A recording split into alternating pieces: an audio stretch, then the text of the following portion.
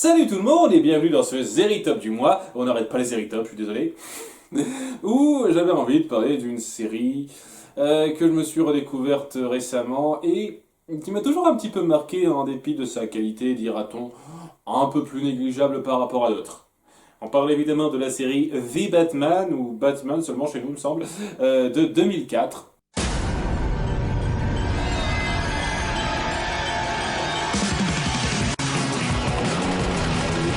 Série animée qui a essayé donc de reprendre le mythe de Batman, ses méchants, les personnages qu'on connaît bien, avec quelques nouveaux tournants, et qui l'a fait de façon, on va le dire clairement, beaucoup moins mature que la série des années 90, qui est encore chérie aujourd'hui, alors que celle-là est légèrement tombée dans l'oubli. Ce qui fait que je pense que ça va pas avoir beaucoup de gens pour regarder ça. Je suis déjà content si ça dépasse les 1000, hein. Mais j'ai quand même envie de vous parler de cette série, parce que ça a été à peu près en même temps une façon pour moi de me pencher en détail sur Batman et son univers. Lorsque la série Batman est sortie, j'avais 5 ans, je parle de la série des années 90, j'avais 5 ans quand cette série est sortie, et oui, je dis pas qu'on va pas apprécier un petit peu de Batman à cet âge-là, mais c'est clair et net que je voyais pas les détails, hein, c'est évident. Et ça passait à la télé et je m'y penchais pas en détail. C'est une série que j'ai vraiment découverte dans le détail, épisode après épisode, une douzaine d'années plus tard, et c'est à peu près, à peu de choses près, durant cette période-là qu'est sortie la série The Batman, et qui reprenait le même principe, mais avec donc un style un petit peu différent, un ton différent, c'est évident. Et je vous cache pas que le passage de l'un à l'autre, ça s'est fait très vite, quoi. J'avais fini de me rattraper la série Batman des années 90, et peu de temps après, il y avait cette série qui était sortie, et que je voulais découvrir, parce que j'avais adoré la série Batman, et celle-là, je l'ai appréciée. J'ai apprécié certaines nouvelles approches, mais il est clair et net que ça n'a pas eu autant de force. Je reconnaissais tout de suite que c'était pas aussi ambitieux. C'était évident. Et néanmoins, il y avait quand même une certaine attache qui se formait par rapport à ça, parce que ça a su, malgré le ton, respecter suffisamment ce que représente Batman. Ce justicier enquêteur qui opère dans l'ombre en essayant de faire en sorte que Gotham s'en sorte mieux, suite à la tragédie qui est arrivée à ses parents.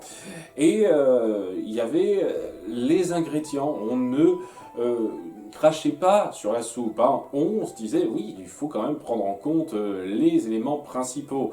Ce que représente Batman, pourquoi il est là, son style, et le fait qu'il prend quand même très au sérieux ce qui lui arrive, même si c'est plus léger. Cette série est plus légère dans son ton, mais ça ne veut pas dire qu'on prend totalement à légère les menaces et qu'il n'y a pas certaines conséquences. Pas des masses, faut dire ce qui est, comme je vous l'ai dit, le ton étant plus léger, on n'ose pas aller plus loin que ce qu'une série familiale peut se permettre, ce qui fait que on va quasiment jamais dans le meurtre, en fait, même suggéré, parce que même dans la série Batman des années 90, on ne montrait pas, en tout cas très très rarement, directement un meurtre, hein.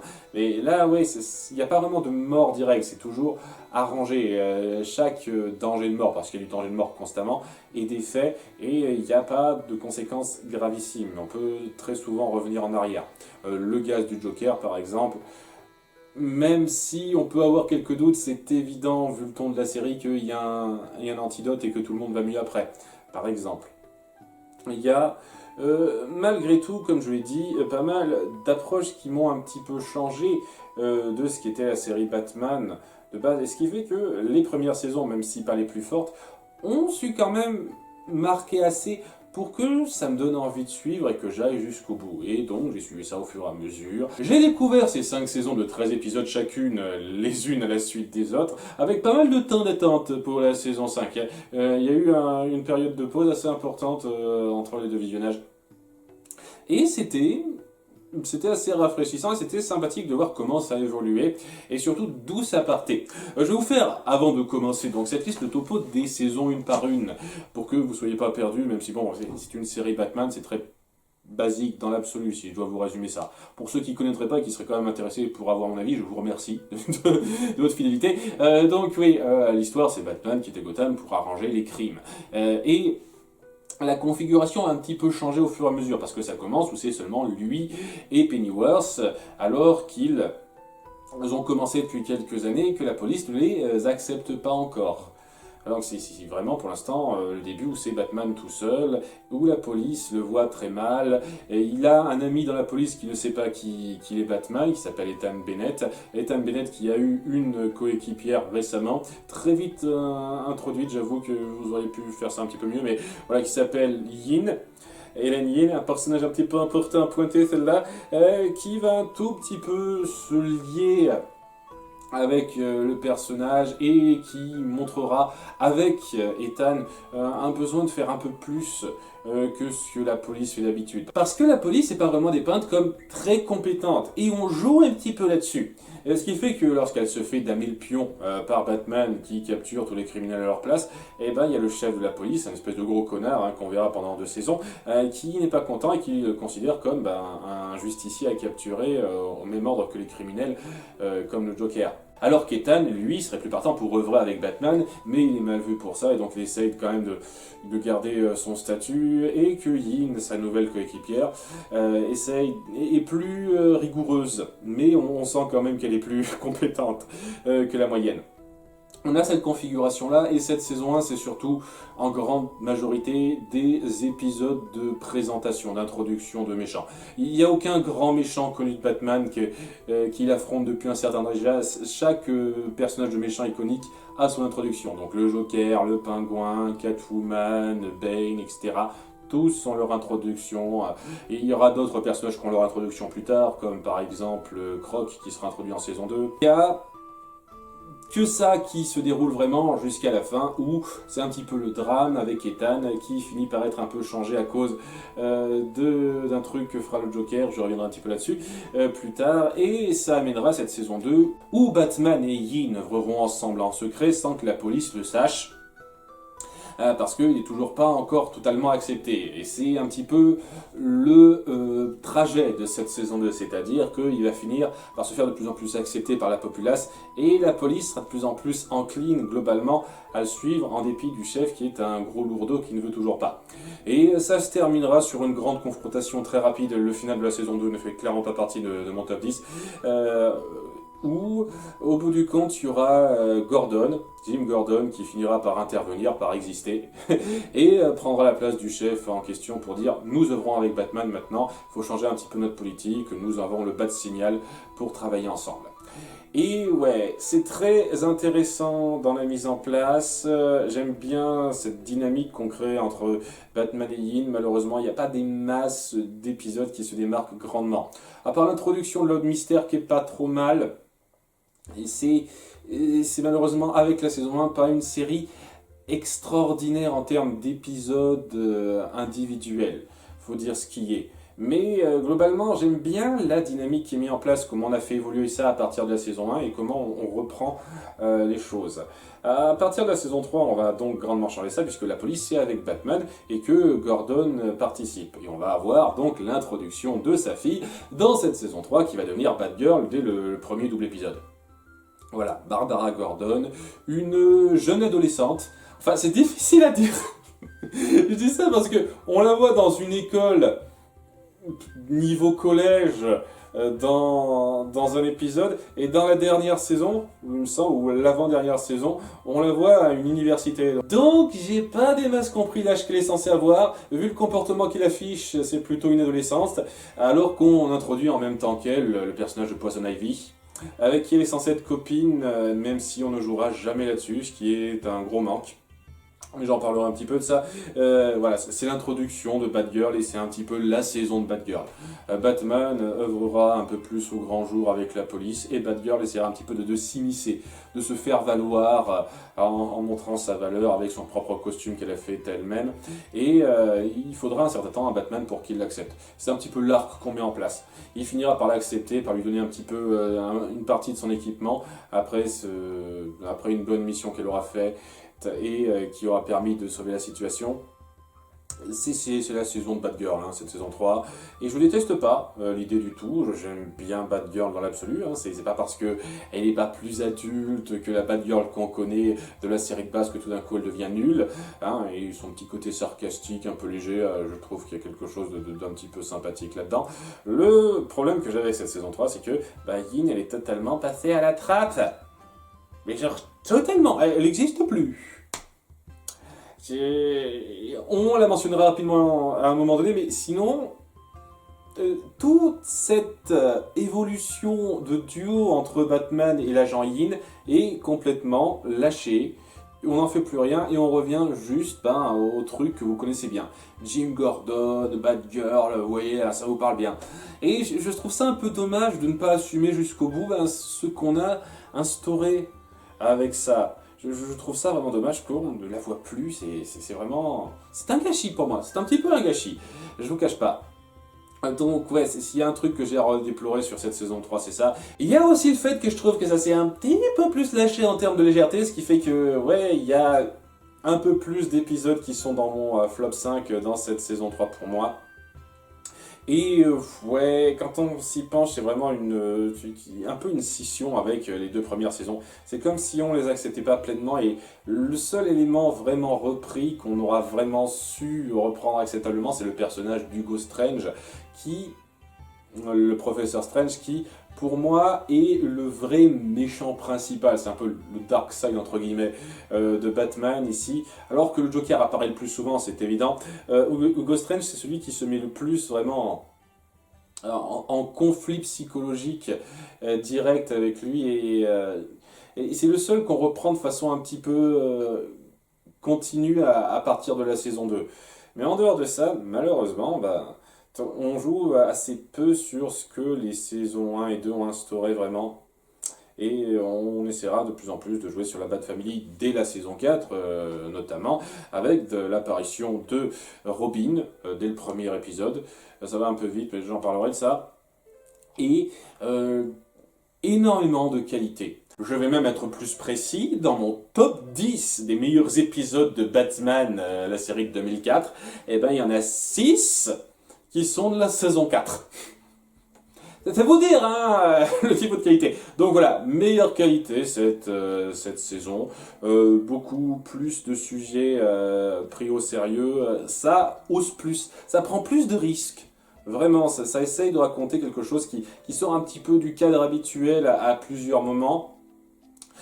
Ça part sur une conclusion qui est assez bonne et qui va lancer la saison 5, parce que bon, je ne vais pas non plus m'étendre 50 ans sur chaque saison, avec donc l'apparition de Martian Manhunter dans cette fin de saison 4 et d'une menace extraterrestre, et surtout ça mettra en scène le fait qu'on va commencer à mettre en place la Ligue des Justiciers. Sans Superman à la base, ni Wonder Woman au passage, et ça va être un petit peu mon problème majeur avec cette saison 5, c'est que on mettra en scène quelques épisodes ci et là qui ne seront pas toujours en lien avec la Ligue des Justiciers dans la saison 5 de Batman, mais une majorité notable mettra en avant les différents membres de la Ligue des Justiciers qu'on connaît, histoire de mettre en sorte qu'on les connaisse.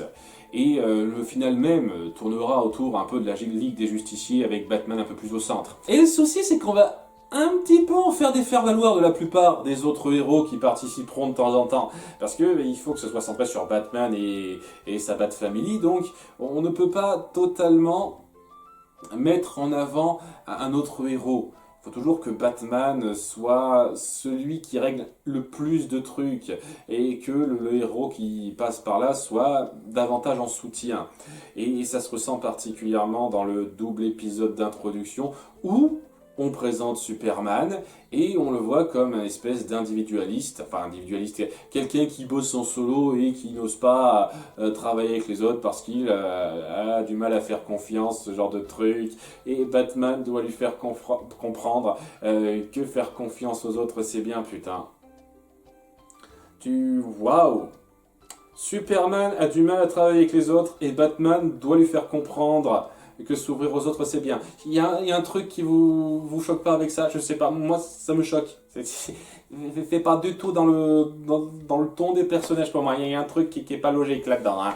C'est un petit peu le problème. Et ouais, c'est un gros faire-valoir dans le double épisode d'introduction Superman.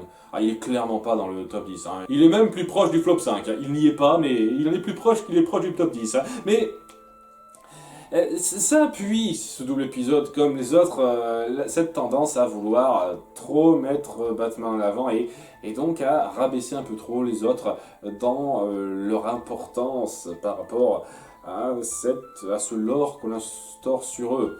Et ouais, ça aurait été beaucoup plus fort dans une série, La Ligue des Justiciers, où il faut pas que Batman soit tout le temps au centre. Mais c'est ce qu'on ressent trop, quoi. Et c'est ce qui fait que ces aventures concrètes sont pas mauvaises en soi, mais elles marquent pas autant. Et je trouve sincèrement que, oui, en termes de qualité, la saison 5 est clairement un cran en dessous de la saison 4.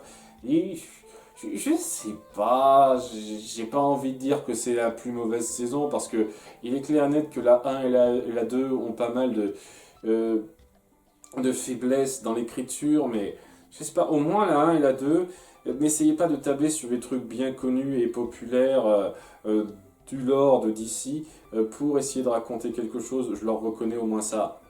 Et là, oui, je sais pas, il y a pas mal d'occasions manquées. Et le fait est que ça n'est pas totalement une série Batman, mais ça n'ose pas être totalement une série de la Ligue des Justiciers. C'est ça le cul entre deux chaises et ça passe pas si bien que ça pour moi cette saison 5. Ce qui fait qu'il y a très peu d'épisodes que j'ai pris en considération, soit dans le top 10 ou même dans le flop 5, parce que je dis pas une seule seconde que ça en fait des mauvais épisodes, mais ça en fait pas des épisodes très notables pour moi. Néanmoins, voilà un petit peu le topo de cette saison 5, hein, qui se terminera au passage sur un double épisode où on essaiera un petit peu de mettre en avant la Ligue des Justiciers, mais au bout du compte, c'est toujours Batman un petit peu au centre, avec Hugo Strange et le retour de méchants de ça, j'en parlerai un petit peu rapidement de ça. Et oui, en faisant un petit peu le tour, vous remarquerez que chaque saison essaye d'être un petit peu sa propre histoire, de raconter son propre arc, ce qui est vraiment plaisant en soi, parce que ça essaye pas de stagner sur quelque chose, ça essaye de proposer quelque chose de nouveau à chaque fois. Et dans cette voie-là, eh ben, il y a des périodes où c'était plus recherché et des fois où c'était moins. Comme je l'ai dit, la saison 4 va clairement avoir le plus de bons épisodes. Et je pense que si vous voulez juste voir du bon Batman, la majorité de cette saison 4, pas toutes, il va y avoir une petite exception notamment dont je vais parler, mérite d'être vue, sincèrement. C'est pas tout à fait aussi puissant que la série Batman des années 90, mais ce n'est pas si loin que ça pour moi.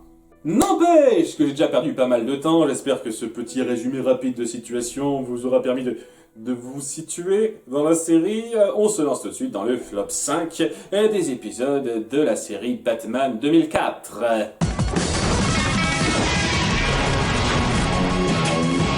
Pas de réelle mention déshonorable à pointer, non pas que cette série n'ait pas son lot d'épisodes faibles, il y en a même beaucoup, mais c'est souvent des épisodes, la petite aventure avec le ton léger qui passe, voilà, et il y en a beaucoup des comme ça. Si je vous faisais la liste, ce serait peut-être un petit peu long et j'aurais pas des masses de choses à développer là-dessus, quoi. C'est des cas très récurrents, les épisodes qui passent sans plus dans cette série.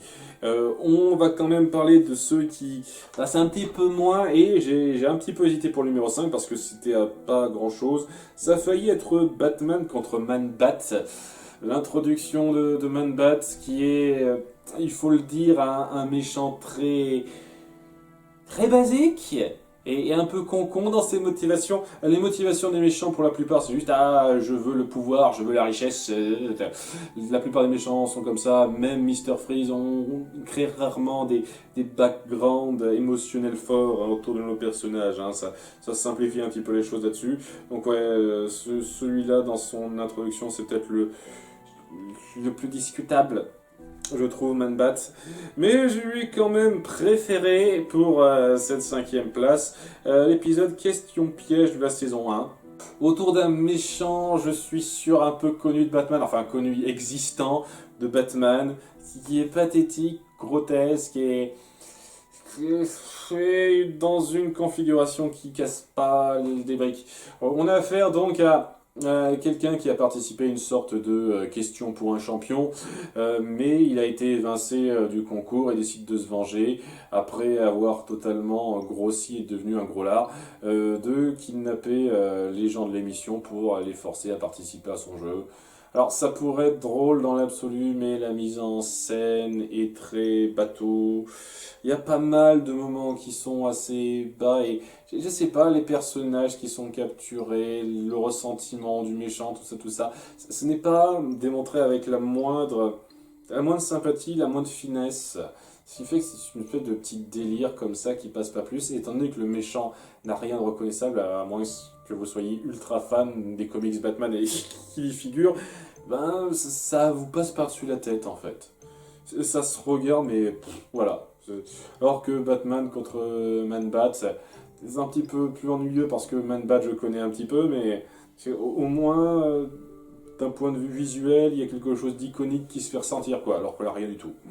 Enfin voilà, j'ai un peu hésité pour cette place numéro 5, les 4 suivantes étaient plus évidentes, avec en numéro 4, Mort de rire. On surexploite peut-être un petit peu trop le Joker dans cette série, je trouvais même qu'on surexploitait un petit peu trop dans la série Batman, mais dans cette série aussi, il est un petit peu trop surexploité, et il y a des épisodes où il est plus faiblard que d'autres, et pour ma part, ben celui-là, ça en fait partie. Alors que ça partit de base d'un concept qui est pas si con que ça, enfin, pas sans intérêt. C'est-à-dire que il se dit, tiens, un de ces quatre, Joker, j'ai envie qu'on échange un peu nos rôles, moi et Batman. Je vais devenir un justicier complètement loufoque qui fait n'importe quoi, qui punit les gens pour des conneries, et il veut essayer de faire de Batman une sorte de Joker bis, et pour ça, il l'empoisonne avec une sorte de gaz qui le rend de plus en plus hilarant à faire des plaisanteries, tout ça.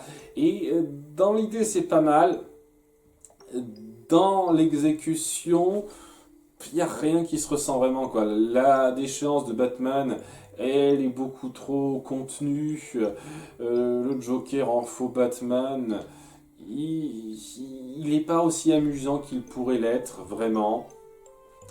Et au bout du compte, ça en sort très plat, en fait. Il y a un manque de quelque chose dans ce concept où vous n'allez pas oser aller plus loin, et ça a laissé aucune marque pour moi. Ça a laissé aucune marque, et c'est un peu dommage avec un concept comme ça. Néanmoins, cet épisode-là, j'aurais presque tendance à dire que je n'ai pas détesté le voir, les 3 suivants, je les aime vraiment pas. Et ça n'a pas été si simple que ça de les situer parce que, ouais, ils sont tous les 3 assez irritants dans l'idée. Mais je vais partir pour commencer avec le rôle de sa vie. Il y a beaucoup de choses à dire. Il faut que je parle donc d'Ethan Bennett. Pour ceux qui voudraient pas être spoilés encore, là je vais être un petit peu obligé de spoiler un petit peu ce qui se passe à la fin de la saison 1. Ethan Bennett a été transformé en gueule d'argile, ou Clayface si vous préférez, et il y a eu une petite descente aux enfers qui s'est produite après coup, parce que c'est quand même un gentil flic, quoi. Mais il a fini par ne pas accepter la rédemption et de dire non, c'est trop compliqué d'être Ethan Bennett, je préfère être Clayface, pouvoir me transformer en qui je veux, etc. En appuyant le côté tragique du personnage de cet homme gentil, cet ami de Bruce Wayne, qui a décidé de virer du mauvais côté à cause de ce qui lui est arrivé. Et on a décidé que cette espèce de tragédie qu'on a instaurée sur le personnage, eh ben, ça allait se régler très vite. Dès l'introduction de cet épisode, il vient en mode « Écoutez, j'ai capturé le Joker, je veux juste le rendre à la police, je veux pas le tuer. » Alors que bon, c'est quand même de sa faute s'il est transformé en Clayface, mais bon, je veux juste purger ma peine parce que c'est trop compliqué, je veux redevenir Ethan Bennett. Ok, comme ça. Pourquoi?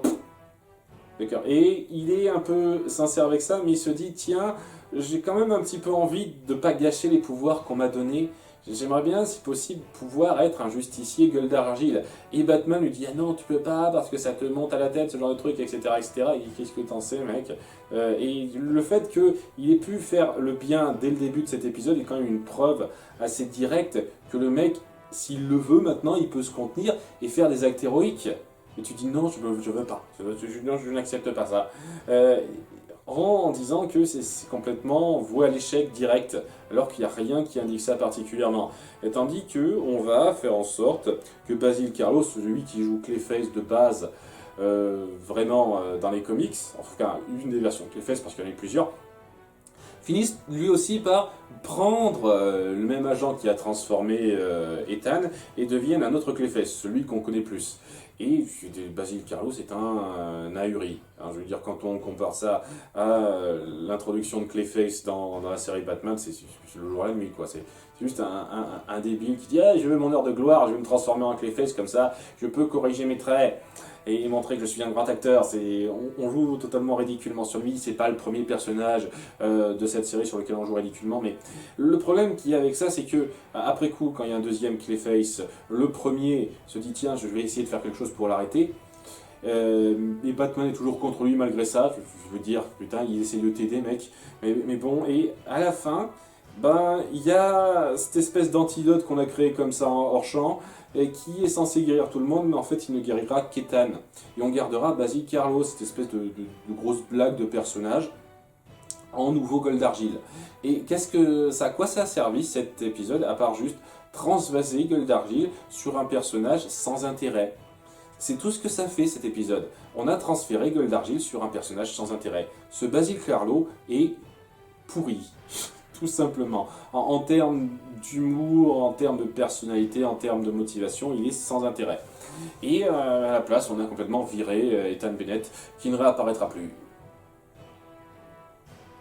Ah merci. Ça veut plus rien dire ce qu'il était, tout a été corrigé très vite, et à la place on a celui-là en guise de méchant, qui apparaîtra rapidement dans un épisode, histoire de... Enfin aussi à la fin de cette saison 4, c'est vrai. 2 fois quoi. Ouais. Dommage, je trouve ça un petit peu dommage personnellement. Vous auriez pu faire mieux que ça, pour amener une conclusion au personnage Ethan Bennett. Surtout quand après on lui donne plus rien, quoi. Si au moins après on lui donne un petit quelque chose, mais là... Un gâchis cet épisode, un gâchis total de potentiel, et celui sur lequel je me centre le plus parce que, sincèrement pour moi, ça appuie le plus ce que cette série... ce que les nouvelles saisons de cette série ont totalement laissé derrière. Les 2 premières saisons, je comprends aisément que des gens aient du mal avec, mais elles ont proposé quelque chose d'un peu nouveau. Et totalement défaire ce quelque chose de nouveau, pour en venir à la base qu'on connaît, mais version gaguesque, je trouve que c'est un petit peu... C'est pas s'assumer en fait. C'est le truc qui s'appuie bien. On ne s'assume pas totalement. Et c'est un peu gavant. C'est un peu gavant dans cet épisode 3. Mais bon, l'épisode suivant, ça va être beaucoup plus simple. Numéro 2, neurones contre muscles. Le plus décérébré des épisodes qui soit. Mais vraiment, à un niveau... Il y a le Joker qui a volé la potion de Bane pour devenir super musclé et super moche au passage. Beaucoup de gens crachent sur le design de Bane et je comprends très bien. Le design de Bane dans cette série casse pas les briques, mais Joker transformé en version Bane, c'est juste dégueulasse quoi. Hein, mais vraiment dégueulasse à regarder, et il est tout l'épisode comme ça. Et ce qu'il fait, il décide de s'attaquer à des trucs en pleine journée, et Batman et Batgirl vont lutter contre lui en faisant des trucs, et ça va être un long combat qui va s'éterniser, qui pas plus palpitant, on mettra en avant une tonne de machins, et tout ça dans la journée quoi, tout ça en plein jour. Le côté chevalier de la nuit, on s'en fout royalement, parce qu'on l'appuie quand même un tout petit peu dans tous les épisodes, à part celui-là, j'ai envie de dire que oui, certaines choses, la plupart des choses à corriger se font la nuit. Là, on n'appuie pas une seule seconde que c'est la nuit ou quoi que ce soit, c'est vraiment ensoleillé, il n'y a rien qui est d'un tant soit peu à appuyer un côté sombre. C'est du gros combat écervelé où on essaye de gérer un Joker ultra puissant. Voilà, c'est tout. C'est basique, ça va pas très loin, et punaise, qu'est-ce que c'est plat! C'est d'une platesse ahurissante. Vraiment. Si on va regarder ce truc, hein, même au mon 2e visionnage, j'ai accéléré les trucs parce que je me faisais chier. Il se passait rien et l'action ne casse pas la baraque vraiment. Donc c'est juste pour voir de l'action comme ça. Ok, si vous voulez, moi il m'en faut un petit peu plus que ça. Batman, c'est pas juste action. Et c'est tout ce que renvoie cet épisode. Mais je préfère ne pas beaucoup... J'ai vraiment hésité entre le numéro 2 et le numéro 1, mais c'est celui-là qui remporte la palme pour moi. Numéro 1, Crank Crack.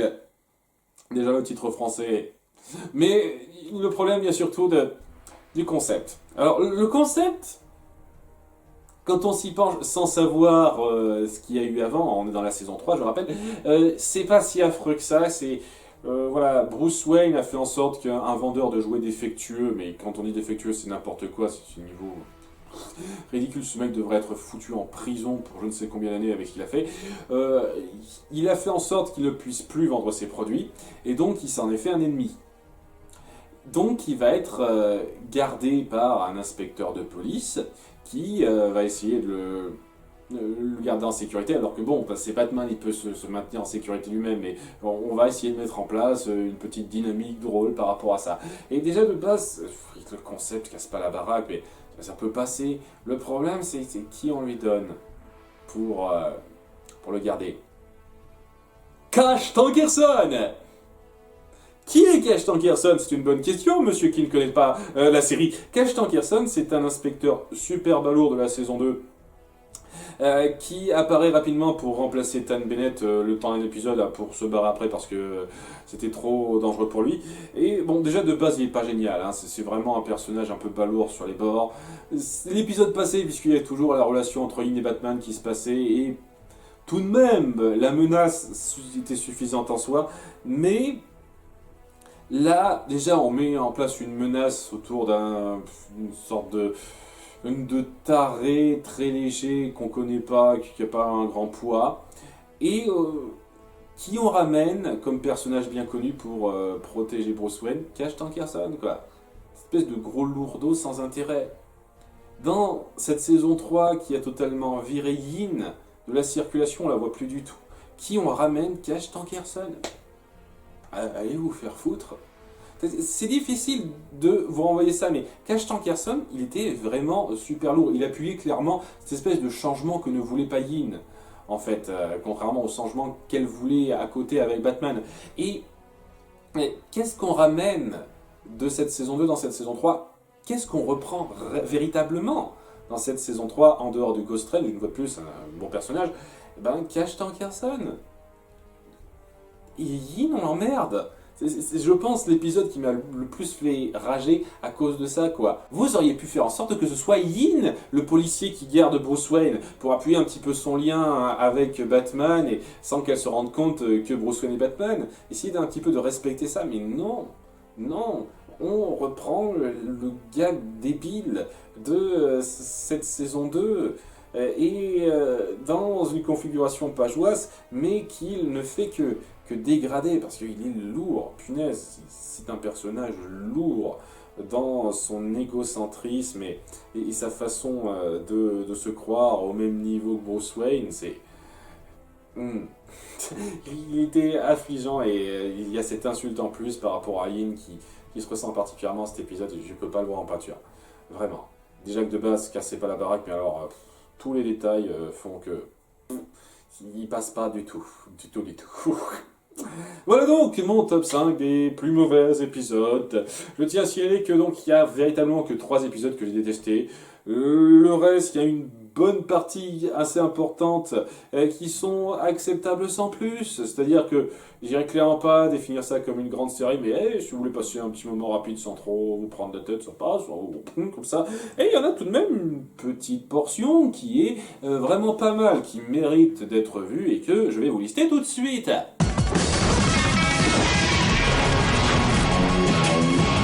Bon, ce coup-ci, quelques mentions honorables que je vais citer un petit peu vite, parce que je vous rappelle que la grosse majorité de ce top 10, ce sera la saison 4.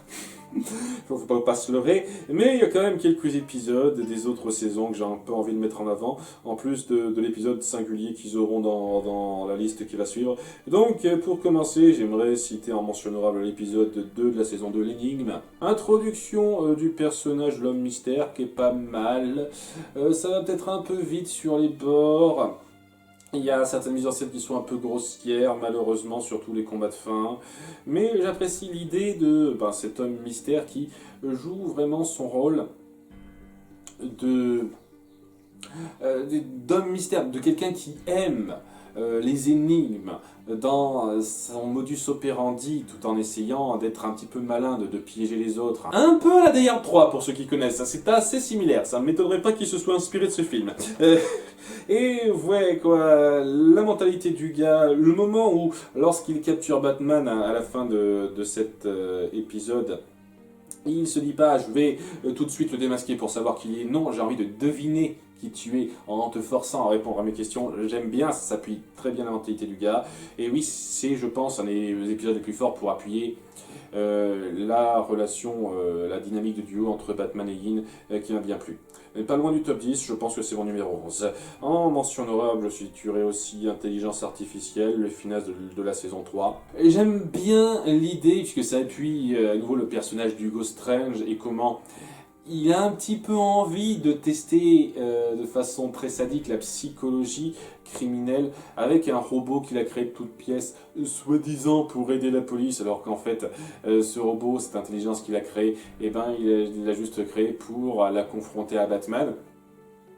Et qui va se croire donc comme un génie criminel en se donnant un corps, en foutant le bordel à Gotham, en étant un criminel très réussi, mais ça va un petit peu vite. Je pense que le problème c'est que, étant donné que c'est un épisode unique de 20 minutes, tout ce concept-là va malheureusement trop rapidement à certains moments, ce qui fait que pas mal de rebondissements, notamment sur la fin, où le méchant brille un petit peu en mettant vraiment Batman en déroute, mais à pas grand chose près, c'est pas aussi fort que ça le pourrait. Mais néanmoins, c'est très réussi, c'est un final de saison 3 qui vaut le détour. Et enfin, pour terminer, le tout dernier épisode, Héros en péril. Donc l'épisode Ligue des Justiciers, où il y a le retour d'une menace qui avait été montrée à la fin de la saison précédente, avec nos héros au pouvoir, c'est-à-dire tout le monde sauf Batman et l'Archer Vert, Green Arrow, qui se voit capturé et privé de ses pouvoirs et doit un petit peu s'en servir, s'en sortir face à ça. C'est pas mal dans le concept, je trouve que ça va un petit peu vite et qu'on gère pas si bien que ça le conflit, les risques mis en place. Je trouve que quand on compare à la menace instaurée à la fin de la saison 4, il y a beaucoup de choses qui s'enchaînent beaucoup trop rapidement pour laisser un impact fort. Mais oui, on ressent quand même le côté grandiose de la menace. Le fait que Strange travaille avec les extraterrestres, ça appuie quand même de façon claire que c'est un petit peu le grand méchant qu'on a voulu mettre en avant dans cette série. Donc j'apprécie ça. Strange qui a vraiment eu son rôle très évolutif de la saison 2 à la saison 5, donc j'aime beaucoup le fait qu'on fasse une conclusion pour le personnage là-dedans, même si c'est pas lui la grande menace finale. Véritablement, mais il y participe. Et il y a beaucoup de choses qui sont plaisantes là-dedans, c'est juste que dans la résolution, dans beaucoup de combats, de mise en scène, ça va un petit peu trop vite. Voilà. C'est pour ça que c'est pas dans mon top 10, vraiment, mais il mérite d'être vu aussi, c'est un bon final, dans l'absolu. Bien, c'est la fin des mentions honorables, commençons tout de suite notre top 10, avec pour commencer, Pas de fumée sans feu, épisode 4 de la saison 5, qui ne parle donc pas d'une intrigue sur la Ligue des Justiciers. Et ça revient un petit peu sur le personnage de Firefly, personnage qui n'a pas du tout été introduit dans la série Batman des années 90, donc il est relativement inédit à cette série en termes de représentation télévisuelle. Alors, à l'époque, je veux dire, je suis sûr qu'il a été représenté après ça, bien entendu. Et ouais, ça n'a jamais été un personnage très notable, Firefly, faut dire ce qu'il est. Mais lorsqu'on a fait un petit peu cette dernière salve autour de lui, parce que c'est la dernière fois qu'on le voit, on le tue pas. Ça aurait été fort de le tuer, mais non, on le tue pas, c'est un détail sur lequel je reviendrai ça. Il y a quand même une certaine force dans l'idée qu'il finit par tomber dans cette espèce de mutation lui-même qui le transformera en homme de feu, mais littéralement, alors que d'habitude c'est un costume, là il deviendra Phosphorus. Il me semble aussi que c'est un méchant du comics, il me semble que ça se passe comme ça dans le comics aussi, et il deviendra cette espèce de force inarrêtable qui ne peut pas très bien se contrôler, qui perdra un petit peu ses repères humains. En disant que, au bout du compte, si tout le monde me rejette, je vais faire en sorte de détruire le monde. Alors que c'était juste, bon, c'est un mercenaire à la petite semelle. C'est-à-dire, le gars, oui, je suis un petit peu en danger, je peux faire du feu, mais je suis pas non plus quelqu'un qui va buter des gens par paquet de 10 juste pour me marrer. Je suis pas un danger à proportion cosmique. Il commence à devenir un danger à proportion cosmique, quoi, qui menace vraiment quelque chose de fort en atteignant des températures super dangereuses. Et il y a vraiment ce suspense à la fin lorsque nos héros doivent le combattre et où c'est pas si simple. Où c'est pas si simple de gérer ce fou furieux qui perd de plus en plus son humanité et devient de plus en plus une machine difficilement stoppable. Avec cette température qui grandit, qui grandit. Il y a quelque chose de vraiment fort dans le suspense qu'on crée et dans la déchéance du personnage pour que ça mérite d'être vu. C'est un bon épisode, mon préféré de la saison 5, celui-là. Numéro 9, la face caoutchouteuse de la comédie et la face d'argile de la tragédie. Le double épisode final de la saison 1 et qui souffre de quelques petits défauts du fait que c'est la première saison qui se cherche encore un petit peu dans son rythme, pour dire ce qui est, mais qui met en place la déchéance, le début de déchéance d'Ethan Bennett, qui pour moi est une sorte de parallèle facile à voir avec Harvey Dent. Il n'y a pas de double face dans cette série, j'imagine que c'est trop compliqué, c'était trop grave à montrer, quoi. Quelqu'un qui a le visage à moitié brûlé comme ça, c'est un petit peu trop monstrueux pour le public familial qu'on veut créer. Mais on essaye de créer un équivalent avec ce Ethan Bennett et sa transformation en gueule d'argile alors qu'il est kidnappé par le Joker qui s'est créé cette espèce de substance qui peut rendre les objets caoutchouteux. Je ne sais pas d'où il a sorti ça, c'est fait partie des trucs qui aurait été cool de présenter un tout petit peu. Et il est kidnappé par le gars, torturé psychologiquement sans qu'on le montre grandement en détail parce qu'il ne faut pas exagérer. Et vraiment changé physiologiquement après coup pour devenir gueule d'argile. Face à cette configuration de la police qui veut faire la tolérance zéro envers tout ce qui n'est pas vraiment totalement de leur côté. Donc il se sent vraiment dans cet étau qui l'empêche vraiment d'avoir la bonne perspective, de partir sur de meilleures bases. Et le gâchis qu'on sent lorsque on essaye de le sauver, qu'on se rend compte de cette transformation et qu'on ne peut pas le faire. Il y a quelque chose de très fort dans la perte que ressentent Bruce et Yin face à ça, parce qu'on a pris le temps d'instaurer quand même la relation entre Bruce et Ethan. On a mis un tout petit peu le temps aussi pour lui et Yin, quoi. On ressent cette perte pour eux et ce que ça représente. Et je trouve qu'à cet égard-là, c'est un peu mieux réussi qu'Harvey Dent sur ce plan-là. Comment dire ça? C'est-à-dire que Harvey Dent dans la série Batman des années 90, je parle de cet Harvey Dent là bien entendu, je ne parle pas de tous les Harvey Dent au sens général, il a 2 épisodes sur lesquels on se centre un petit peu sur lui avant qu'il se transforme en double face. Et c'est un peu juste, ça ne nous aide pas à le connaître excessivement. Je trouve que c'est largement mieux que rien, nous sommes totalement d'accord, largement mieux que rien, mais ça n'est pas vraiment à appuyer la grande perte que représente cet ami de toujours pour Bruce. Alors que là, oui, on a passé toute une saison centrée sur Ethan, à montrer régulièrement la relation amicale entre ces deux-là, ce qui fait que, il y a quand même ce poids qui se ressent dans cette perte. Et le fait que ce soit défait rapidement après et qu'on rejoue plus sur le personnage, c'est un petit peu chiant, mais bon, je ne vais pas trop en parler plus tard, mais je suis déjà étendu sur cet épisode-là. Et il y a quelque chose de très fort là-dedans. Je trouve que c'est une excellente conclusion à cette saison 1 et qui montre que même dès le départ, on voulait avoir des enjeux, des ambitions pas totalement anodines. Donc voilà, il y a beaucoup de valeur à en tirer, même si, oui, dans la mise en scène, il y a beaucoup de moments qui sont un peu grossiers, le rythme n'est pas le mieux géré, et l'animation non plus, mais le moment où Ethan commence à se transformer sans s'en rendre compte et à se sentir perdu, c'est un moment qui vous prend un petit peu aux tripes. Numéro 8, les débuts de Batgirl, le double épisode qui introduit la saison 3, et un petit peu le ton, parce qu'on sent que ça a essayé de partir sur quelque chose d'un petit peu plus léger avec justement cette Batgirl plus enfant qu'on avait, ce qui n'est pas un problème, quoi. C'est pas grave si on a une Batgirl plus enfant, mais au-delà de ça, c'est quand même assez fort pour qu'on arrive à connaître le personnage, comprendre ses motivations, qu'on s'attache à elle, parce que voilà, j'aime bien son esprit, j'aime son ton léger, j'aime le fait qu'elle se sente le besoin de faire quelque chose, tout simplement parce qu'elle a peur que Batman ne réussisse pas, parce qu'elle se sent un peu coupable de ce qui se passe, vu son lien avec Poison Ivy, qui a sa naissance dans cet épisode-là, avec le vieux coup du produit chimique qui vous transforme.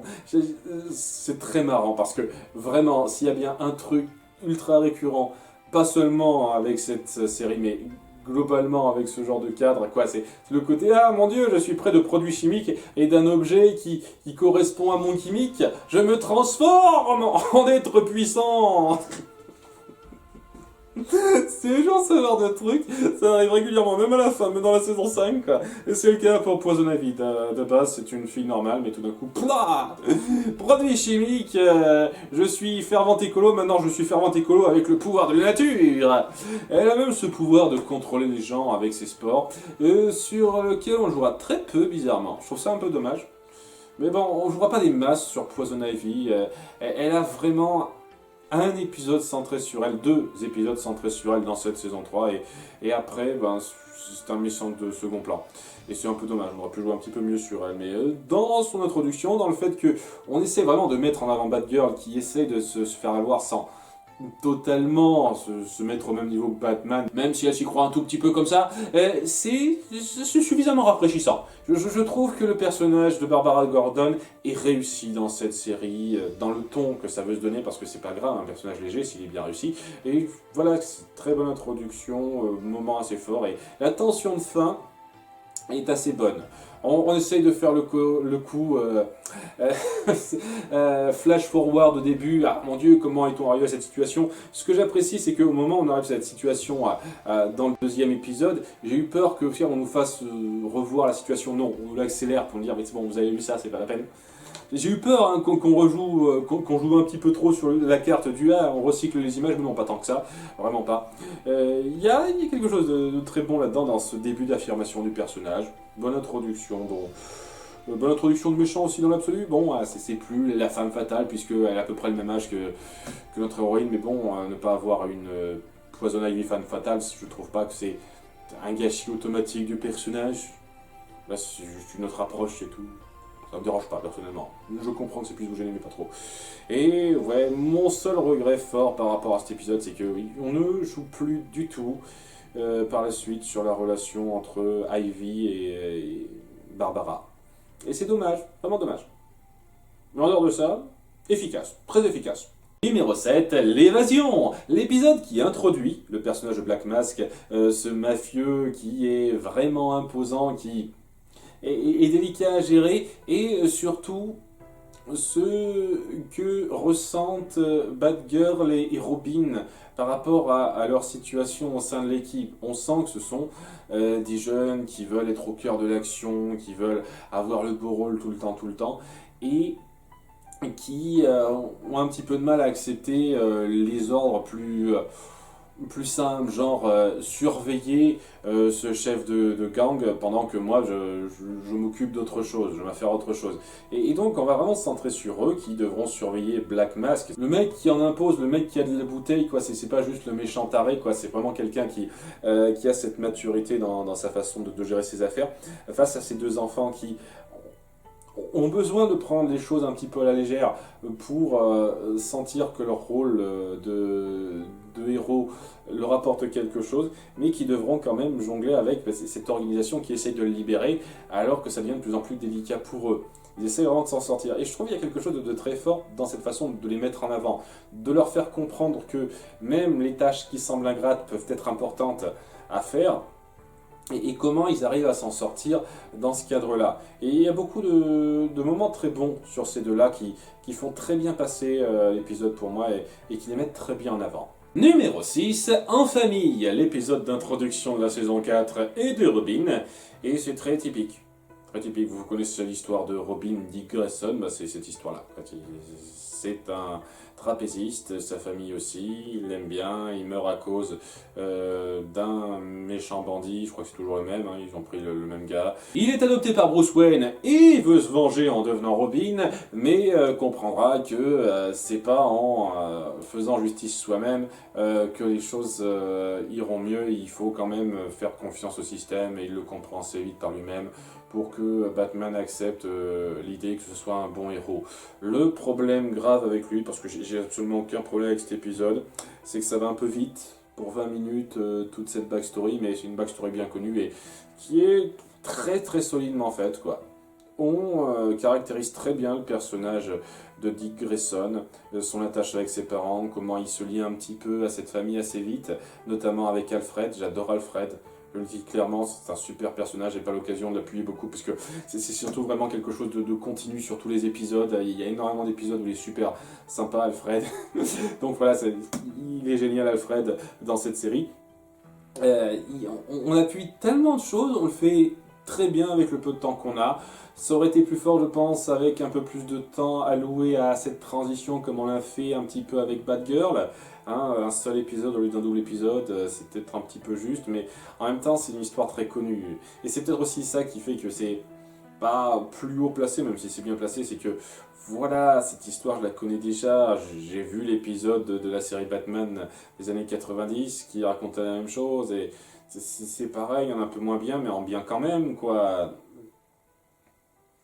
Ça va, c'est un peu le truc, quoi. J'ai toujours un petit peu de mal, enfin, du mal, ça m'embête un tout petit chouïa de noter aussi bien des épisodes qui sont juste des reprises de ce qu'a raconté, à peu de choses près, la série de base des années 90.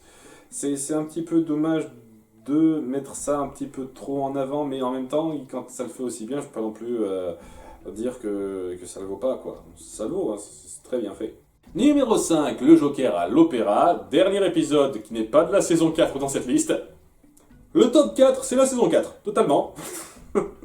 Et très bon épisode, puisque c'est pas l'introduction de Doctor Strange, on l'avait déjà introduit un petit peu avant, mais c'est à partir de cet épisode qu'on commence à le mettre vraiment un peu en avant, par rapport au fait que le Joker a mis en place l'enlèvement de Yin et Batman veut essayer de savoir où elle se trouve. Seulement, c'est pas si simple que ça de savoir où elle se trouve. Il n'y a pas vraiment d'indice, le Joker est taré, tout ça, tout ça. Et donc, pour arriver à ça, il y a Hugo Strange qui a mis en place un outil, parce que pour l'instant il est vu comme quelqu'un de gentil tout de suite, c'est ça qui est bien, il y a vraiment un arc de développement autour du personnage qui permettra de se plonger dans la psyché du Joker. Et Batman se dit que Strange suffira peut-être pas pour s'occuper de ce cas-là, donc il se connecte un petit peu à cet appareil pour se plonger lui-même dans l'esprit du criminel, et donc c'est un gros plongeon psychédélique dans la psyché du Joker, où Batman essaye de garder sa santé mentale, où Hugo Strange est un petit peu à part dans son coin. Et il y a quelque chose d'assez fort mentalement là-dessus. On appuie quand même que Batman veut à tout prix sauver Yin par rapport à la relation qu'ils ont nouée, même si à partir de la saison 3, on s'en foutra royalement. C'est fort, c'est très fort, c'est typique comme approche à ce niveau-là, mais voilà, c'est un plongeon psychologique bien rendu, très bien rendu, qui vaut le coup d'œil. Je pense que c'est le moment le plus fort de cette saison 2 pour appuyer ce que ça propose avec Hugo Strange, le lien entre Batman et Yin, et la mentalité du Joker qui, pour certains, est un peu moins fort que celui de la série Batman, et je suis d'accord avec vous, il est moins fort, mais il n'est pas non plus sans mérite. Je trouve qu'il passe quand même bien dans sa folie là-dedans. Et ça vaut le coup, ça vaut largement le coup cet épisode. Numéro 4, une impression de déjà-vu. Un mec qui ne paye pas de mine a le pouvoir de voyager dans le temps. Et c'est un super criminel qui veut se venger de la ville parce qu'il n'a pas eu de chance et qu'on l'a condamné à des crimes qu'il n'a fait que commettre accidentellement. Et ça lui a gâché la vie, en fait. C'est quelqu'un de totalement amer qui décide un petit peu de punir ceux qui lui ont fait ça un peu à sa manière, alors qu'il a ce pouvoir très spécifique, il est venu comme ça. par magie. C'est pas un truc de produit chimique, c'est par magie. Ça fait partie des petits trucs un peu grossiers. C'est le côté un peu TGCM de cet épisode qui peut un peu gêner, je vous cache pas. Mais au-delà de ça, il y a quelque chose de très bon dans le fait que ce soit vraiment un personne, quoi. Un mec lambda qui a de l'embonpoint, qui est... Tu vois pas ça comme méchant du jour chez Batman régulièrement, quoi. Et qui a la capacité de revenir dans le temps d'une certaine période. Ce qui fait qu'il sait prévoir tous les coups par avance de ceux qui l'attaquent et qu'il arrive à mettre en déroute la Bat Family, même s'il lui faut plusieurs essais. Et il y a quelque chose de très bon dans la mise en scène par rapport à ça. Dans le fait que au début, il sait pas bien s'en sortir, il fait des gaffes, mais après il voit comment faire, il voit quel mouvement faire pour arriver à s'en sortir, même face à Batman et aux autres. Comment on le met en scène, comment on arrive vraiment à nous faire entrer dans le point de vue de ce gars, je trouve que c'est très bon. C'est très bon. Et on appuie suffisamment la tragédie autour du personnage pour qu'on soit un petit peu touché par lui. Et qu'on accepte la facilité qui résout tout à la fin. Non, parce que je vais pas vous en parler, mais il y a un truc qui permet de résoudre un peu tout facilement à la fin par rapport au TGCM. Et dans un sens, je peux pas empêcher de trouver que c'est gros, mais dans un autre, je trouve qu'il y a une certaine poésie là-dedans, dans ce que ça signifie, dans ce que cette histoire aura laissé en fait aux héros et à ceux qui l'ont vécu. C'est quelque chose qui marque un petit peu. Et en dépit des grossièretés, je trouve que c'est assez bon, quoi, d'avoir su euh, nous mettre en place un personnage aussi humain simple sur pas mal de points plutôt qu'un espèce de grand méchant grandiloquent comme cette série a eu pléthore de fois l'occasion de le faire. Là on se dit tiens, on veut mettre en avant un antagoniste plus terre à terre, même s'il a des pouvoirs TGCM. C'est très bon, je pense que ça a su en très majeure partie faire passer la chose très fluidement avec une certaine émotion pas négligeable. Numéro 3, les Réplicants, le double épisode final de la saison 4, qui introduit donc le principe de la Ligue des Justiciers, et surtout Martian Manhunter. C'est surtout John Jones qu'on va connaître avec ça, notre martien favori que Batman rencontre dans une course-poursuite qui s'éternise. Oui, il a jamais été aussi persistant qu'avant, quoi. Je veux dire, il y a énormément de cas où le méchant se barre en voiture, il est genre à 20 mètres de vous, tu peux trouver un moyen de peut-être essayer à avoir... Tu dis, ah non, non, non, non, non. Ah, c'est bon, il a quitté mon angle de vue, je ne peux plus le poursuivre. Il y a énormément de configurations comme ça où le mec lâche l'affaire, il rencontre John Jones, le gars qui est super suspicieux de son point de vue parce qu'il sait pas exactement ce qui se passe, il s'est dit je vais pas lâcher le morceau. Le mec il s'est volé, il a tous ses pouvoirs, je vais pas le lâcher. Il croit qu'il m'a semé, mais non. Ça dure plusieurs minutes. Ce truc ça fait tellement marrer, c'est surtout en comparaison à tout le reste, quoi. Il a jamais été aussi persistant qu'avec lui, hein, vraiment. N'empêche que, ouais, il y a pas mal d'éléments qui se mettent en place avec une race alien qui s'apprête à envahir la Terre et les entreprises Wayne qui sont ciblées parce qu'elles ont de la technologie de haute qualité, donc il y a une logique par rapport à ça et c'est assez bon dans l'idée, la menace est assez forte, on appuie un petit peu le fait que Batman a peur de perdre un petit peu ses proches, notamment Batgirl et Robin qui n'osent pas vraiment faire venir directement dans le combat parce que c'est beaucoup plus dangereux qu'à l'accoutumée, mais on appuie quand même que ils sont prêts à se battre jusqu'au bout et qu'il y a une attache qui s'est forgée entre eux dans cette saison 4, c'est assez joli par rapport à ça.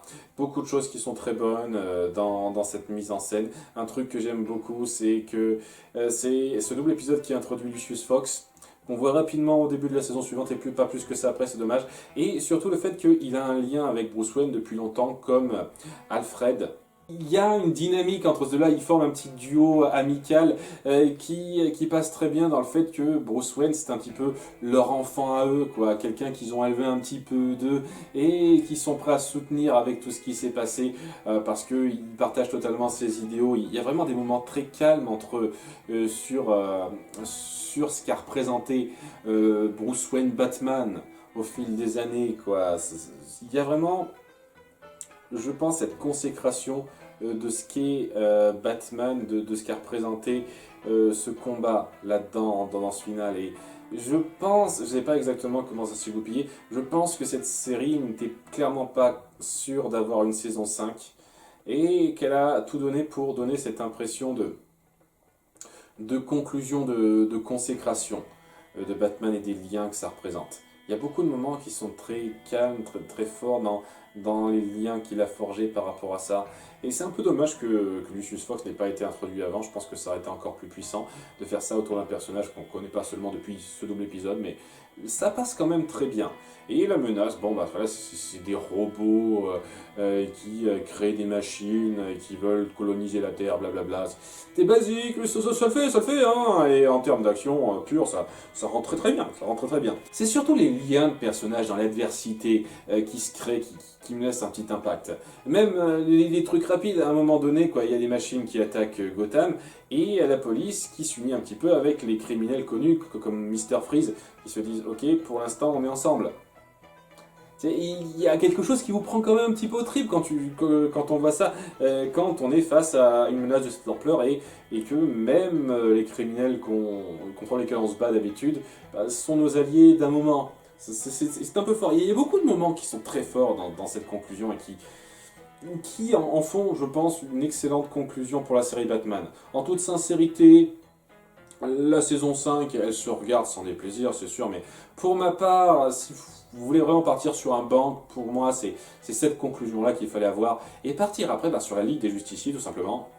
Faire une série, la Ligue des Justiciers, autour de cet univers, pas juste à Batman qui rencontre des gens de la Ligue des Justiciers, quoi.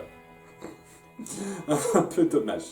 Vous auriez pu faire beaucoup mieux, hein. Et puis j'en ai pas parlé rapidement, j'ai oublié de faire cette plainte-là, mais il n'y a aucune femme dans la Ligue des Justiciers qui est mise en avant. Il n'y a pas Wonder Woman, merde. Vous mettez Green Arrow, vous mettez Hawkman, vous mettez Green Lantern, vous mettez pas Wonder Woman. Merde, qu'est-ce qu'elle vous a fait Wonder Woman? Pourquoi vous pouvez pas la mettre Wonder Woman? Merde.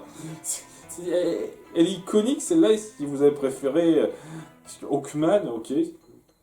J'ai pas compris ça, vraiment. C'est le détail, c'est la petite plainte que j'ai oublié de faire par rapport à la saison 5. Excusez-moi, c'était rapide. Donc, nous avons terminé avec ce numéro 3. En numéro 2, nous avons À la découverte de la Batcave. Épisode très osé et très spécial puisque ça dépeint Batman et compagnie, quelque chose comme 15 ans, 10-15 ans après les événements actuels de la série. Où Batman est beaucoup plus vieux, en train de se battre contre un Mr. Freeze qui menace de congeler tout Gotham, même toute la planète, et où Nightwing est là, où on a Oracle, donc ouais, il y a Batgirl qui s'est fait estropier, à chaque fois on en revient à Oracle, et on essaye d'appuyer que ce combat est peut-être son dernier, puisque parallèlement on fait un petit peu cette découverte 1000 ans plus tard, quelque chose comme ça, par des gens du futur, de ce qu'était Batman.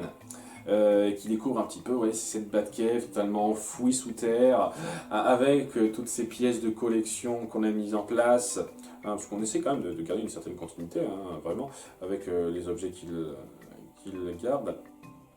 Et comment ce Batman-là représente beaucoup pour le futur par rapport à ce qu'il a accompli et ce qu'il pourrait nous permettre de faire, puisque on va jouer sur le conflit avec Mr. Freeze, on va jouer un petit peu sur le suspense, est-ce que c'est son dernier combat, est-ce qu'il va s'en sortir ou pas? Mais au bout du compte, sans trop vous en dévoiler plus, ça partira sur le message que Batman, il aura été Batman jusqu'au bout, et que même après sa mort, même 1000 ans plus tard, il aura laissé quelque chose derrière, sa présence restera.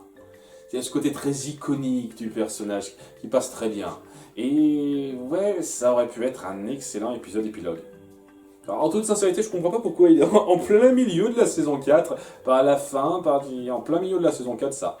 Alors, en toute sincérité, voilà ce que je vous recommande personnellement. Dernier épisode, c'est l'épisode 4, 12, 13, le double épisode final de la saison 4, et après en épilogue, celui-là. Vous le regardez après. Et ça vous fait une super conclusion. Hein.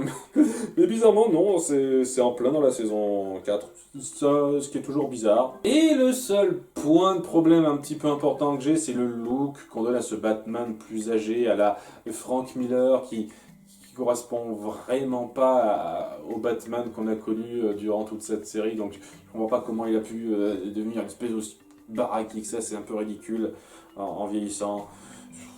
C'est histoire de faire une référence. Je trouvais ça un petit peu trop. Mais globalement, c'est excellent. Ça fait un épisode excellentissime pour moi. Et c'est pas passé loin du numéro 1, mais je lui ai préféré de très peu le Fléau. Il y a 2 nuits, un fou a lâché un fléau sur la ville de Gotham. Titre un peu basique, s'il en est, ça nous ferait presque croire qu'on va avoir un gros méchant baraqué, mais non, c'est pas ça, c'est... le cas d'Hugo Strange, qui ce coup-ci est un criminel incarcéré, qui décide de lancer un ultimatum à Batman, parce qu'il a relâché un virus sur toute la ville qui transforme les gens en zombies. Et donc... on va avoir Batman et Robin qui essaieront un petit peu de survivre là-dedans et de trouver un antidote en voyant que tout s'effondre, que tout leur monde se transforme sous leurs yeux et qu'ils ont vraiment peur, surtout Robin, de ce qui va se passer. Et alors que les choses évoluent et deviennent de plus en plus compliquées, on part sur de plus en plus de suspense et Batman qui est mis face à un choix, face à un dernier dilemme. Sur ce qu'il doit faire, et c'est ultra impactant, ultra prenant, et il y a vraiment, même si c'est pas si recherché que ça quand on compare à d'autres cas, vraiment un duel psychologique entre Batman et Hugo Strange là tout de suite qui se fait ressentir avec beaucoup de force, avec une petite mise en place qui est pas mal pensée pour que Batman puisse se faire un petit peu avoir. J'aime beaucoup ça. J'aime beaucoup ce qui a été mis en place, et oui, la résolution de fin, ce que ça signifie, comment Batman parvient à déjouer Strange, c'est très fort dans l'idée parce que ça joue un peu sur notre perception, et j'aime beaucoup ça. Et il y a quelque chose de vraiment, vraiment puissant. Et la seule chose que j'aurais à reprocher, mais vraiment 3 fois rien, c'est un peu la logique de ce poison qu'on met en place, de cette épidémie qu'on met en place. Bon, alors j'ai essayé de vous éviter ça le plus possible, mais ouais, je vais être obligé de faire un petit peu du spoiler. Voilà, un gros spoiler jusqu'à la fin de ce numéro 1, si vous voulez pas connaître et découvrir cet épisode, parce qu'il mérite d'être découvert par soi-même. Donc, à demain. Cet épisode repose sur le fait que Batman croit que toute la ville est contaminée, alors qu'en fait c'est lui et Robin qui sont contaminés. Et donc il voit tout le monde comme des zombies qui se déplacent, alors qu'en fait c'est eux qui sont pris d'hallucinations. Il y a certaines mises en scène où c'est vraiment bizarre, quoi. Il y a des gens qui s'attaquent à Batman et Robin, mais en mode je fonce, je suis un monstre, et je dis c'est pas des vrais monstres qui s'attaquent à eux directement. Pourquoi ils sont si agressifs dans leurs mouvements, quoi? Au pire, je pense qu'il devrait y avoir une bonne partie d'entre eux qui voudraient se barrer en voyant Batman qui veut s'attaquer à eux, quoi. À eux, ça fait bizarre, quoi. La gestuelle parfois est pas parfaitement raccord avec ce que sont censés dépeindre les gens. Alors qu'il y a plusieurs moments où c'est totalement raccord, hein, où ça met en place des indices. Donc c'est le seul petit truc que j'ai reproché. Histoire de dire que même mon épisode préféré, il y a quelques petits soucis de mise en scène, mais j'aime beaucoup le jeu psychologique entre Batman et Strange. J'aime beaucoup la surprise qu'on met en place, parce que la première fois, tu t'y attends pas. Vraiment, je me suis fait avoir la première fois, et ce que ça signifie, le fait qu'on essaye de jouer sur qui a la meilleure perception, qui sait se montrer plus malin que l'autre. J'aime beaucoup ça. Le fait que Hugo Strange ait failli réussir, parce que Batman a cru qu'il s'était fait avoir au début, c'est très fort, c'est très fort. Et ouais, ça pose le personnage d'Hugo Strange comme le grand méchant principal de Batman dans cette série pour moi. Et c'est très intéressant parce que c'est pas quelque chose qu'on a fait dans la série Batman des années 90. Hein. Hugo Strange, il a eu un épisode d'apparition et au revoir. Alors que là, il y a plusieurs épisodes, tout un arc et une confrontation de ce niveau-là qui est parmi les meilleurs qui soit. Ça vaut largement le coup, hein, ça vaut largement le coup. Et globalement, cette série, même si elle n'est pas aussi forte, aussi réussi dans son ton, dans sa recherche narrative que Batman, la série animée de 90, elle est loin d'être sans mérite. Elle a beaucoup de bonnes choses à retenir et a des valeurs. Alors, c'est reprendre le concept de Batman en essayant de se créer un peu sa propre identité. Et si de temps en temps ça renie un petit peu cette propre identité, notamment par rapport aux deux premières saisons, je trouve qu'il y a beaucoup de bonnes choses à retenir. Et je vous conseille sincèrement de vous y essayer. S'il y a certains épisodes que vous trouvez un petit peu niais, parce qu'il y a beaucoup d'épisodes qui sont corrects sans plus, il ne faut pas vous attendre à ce que ça aille très profondément dans une psychologie de personnages poussés. Si vous voulez juste passer un bon moment et avoir de temps en temps des épisodes qui vous soufflent un petit peu, ça respecte tout à fait acceptablement la mentalité de Batman et ce qu'il représente. Et je vous la conseille, je vous la conseille. Voilà donc qui conclut notre liste. Je vous remercie d'avoir suivi. Je pense que je traiterai régulièrement de séries animées d'ici parce que voilà, c'est un univers qui me parle beaucoup. Parce que tout le temps Batman, rassurez-vous, et il y a d'autres séries que Batman que j'ai suivies en d'ici. Et je vous remercie, à très bientôt. Au revoir.